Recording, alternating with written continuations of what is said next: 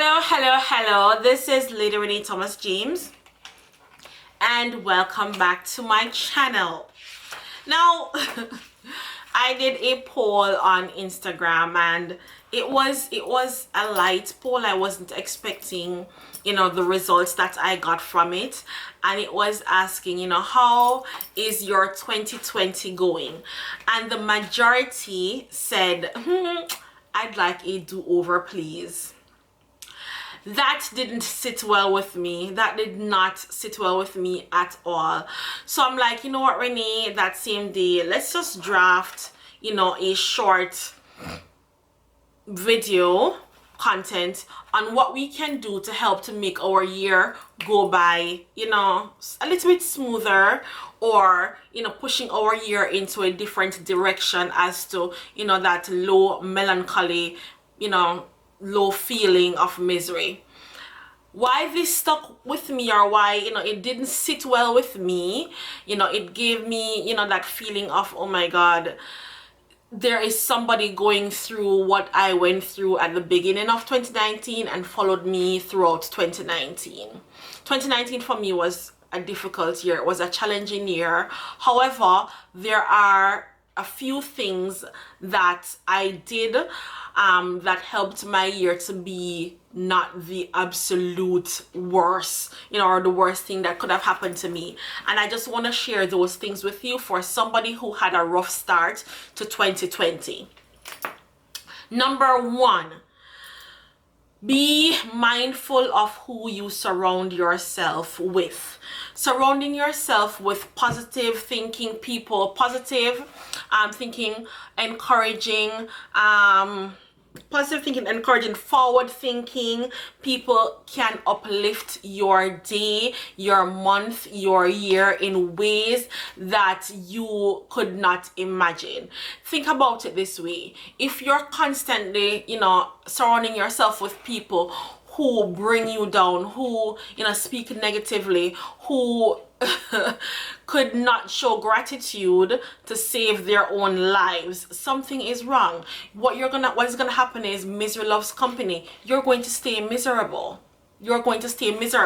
So surrounding yourself with positive thinking, forward thinking, encouraging people will help. And I just want to give you a Bible verse that talks about that. 1 Corinthians 15 verse 33.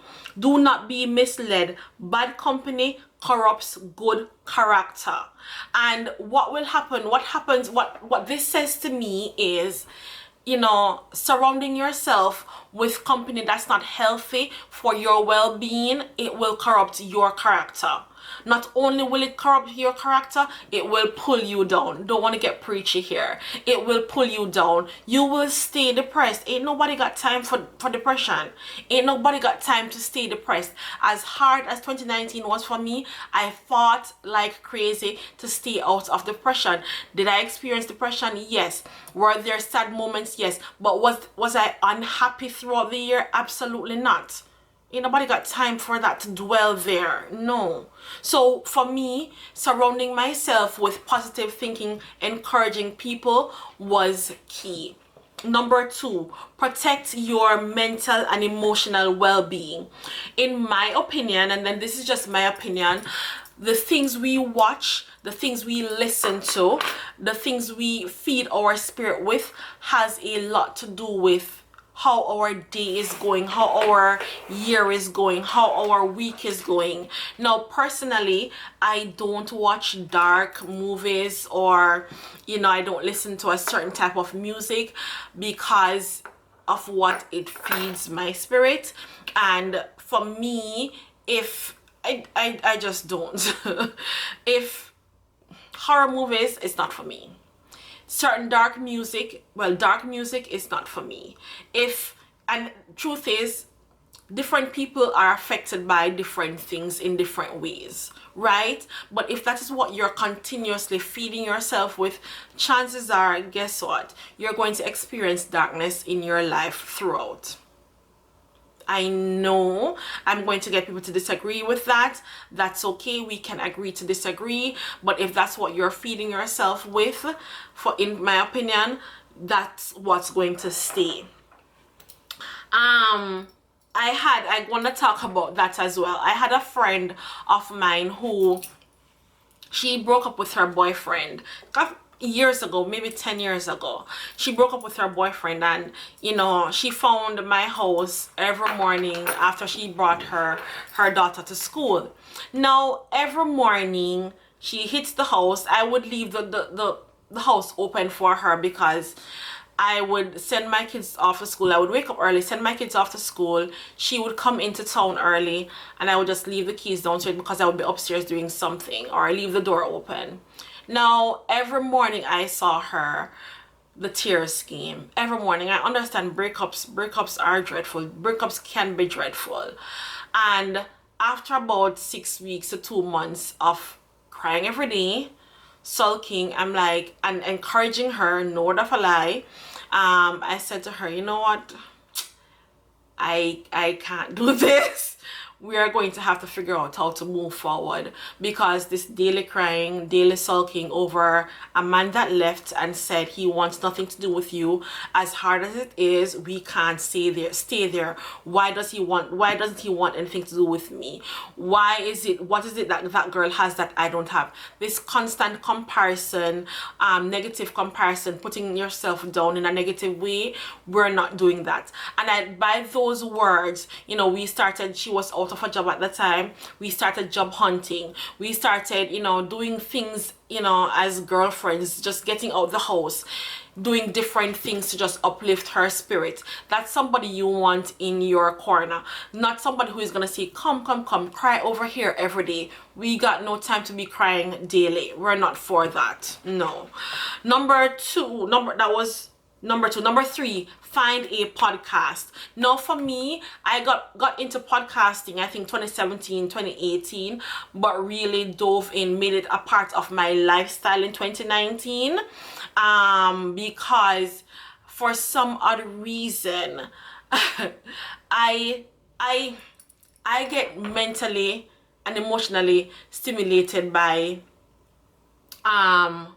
just people being transparent and people with wisdom, being transparent about their lives and the things that they overcame and how they overcame those things. Now, not everybody is that vulnerable.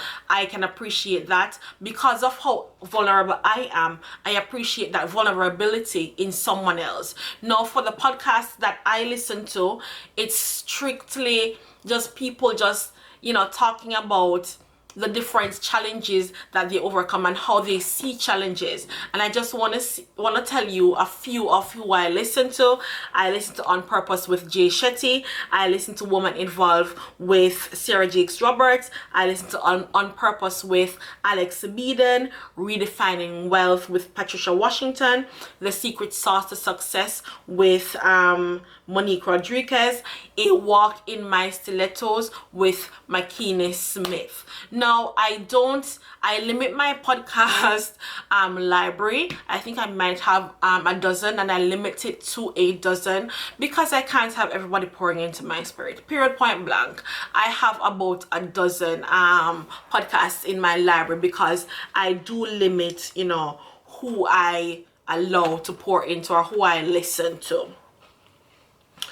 Now, number 4, understanding your season. I spoke about this in one of my previous videos, where we as human beings, we are living creatures, and just as how the plants go through different seasons, so do we. Now, understanding your season means understanding that life, as I always say to my husband and my teenage daughter, there's no flat line in life. There's no flat line happiness. There's no flat line depression. There's no flat line unhappiness. There's no flat line miserable. When do you have a flat line? When you're dead. So if you're alive, it means that you're going to go through ups and downs. You're going to go through seasons. And understanding your season is important, in my opinion. Reason being, you understand that, this too shall pass. In addition to, you understand that this challenge, it will bring forth a lesson. What is it that I need to learn during this period in my time, right? Ecclesiastes 3 all of Ecclesiastic 3 actually talks about, you know, your seasons. And you can, I won't read it all, you can go back and just read that Ecclesiastic 3, particularly 4 to 6. It just talks about the different season in our lives, and to help us to understand that it will happen. So don't be afraid of, oh my God, my life, so I felt in 29, I'm like, this can't be real. But the sooner I understood that I am not a flat line, because I would be dead, I understand, you know what, Lord, what is it that you're trying to teach me in this season? Help me to understand. It could be a year long. Your season could be a year long. My season last year was a year long. I'm like, Lord, why? But understanding that there is a lesson to be learned in that season, or there's growth. You will grow, you know, throughout your challenging year or periods. You will grow. Understand that, you know what, or ask yourself, or if you believe in, you know, for me it's God, what am I to learn in this period? What am I supposed to learn in this season? Help me to see clearer, my apologies. Help me to see clearer what I need to understand in this season, throughout this challenge.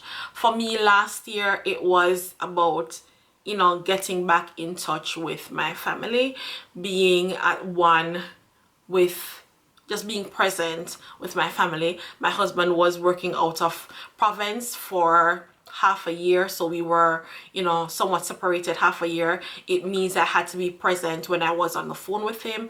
You know, we had to pretty much understand and figure out how are we going to stay connected, being in different provinces. And then now when we got to the same province, yeah, how are we going to, you know, rekindle our closeness living under the same roof? Yes, it's a challenge. People think like, well, it's you're back under the same roof, you should just remember you were living 6 months without each other. Give yourself grace, which brings me to tip number 5. Give yourself grace. Now, a friend of mine, Danielle Keurig, last year I was just posting on my social media where, oh my God, I need to just get back into gear. I've just moved, but you know, I need to get back into gear. And Danielle sent me a private message on Instagram, I think it was, and she said, Renee, give yourself grace. And my interpretation of that was, allow yourself to feel, heal, process, heal, and move forward. That is probably one of the best advice anybody could ever give. Like, give yourself grace. Give yourself time to process your situation. Give yourself time to figure out what it is that we're going through. To figure out, okay, what am I supposed to be doing now? We're not always going to be doing 100 every time, because then that is taxing on your mental, physical, emotional, financial state.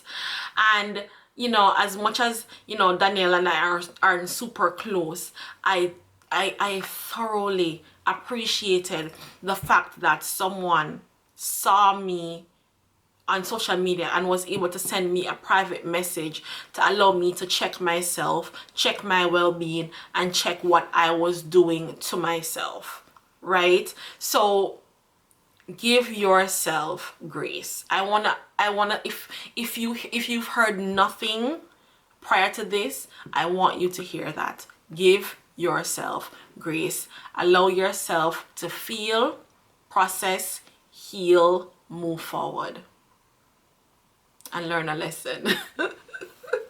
Thank you for watching. Feel free to comment below, you know, how is your 2020 going? And if it's going amazing, very good, comment below, you know, what made it amazing. And if it's not going well, are any of these tips helping you, or what do you think would make it go well? Thank you for watching. Have a beautiful rest of the day. Stay positive. Surround yourself with forward-thinking people, encouraging people. yeah, subscribe as well. Subscribe below. Have a good day. Bye bye.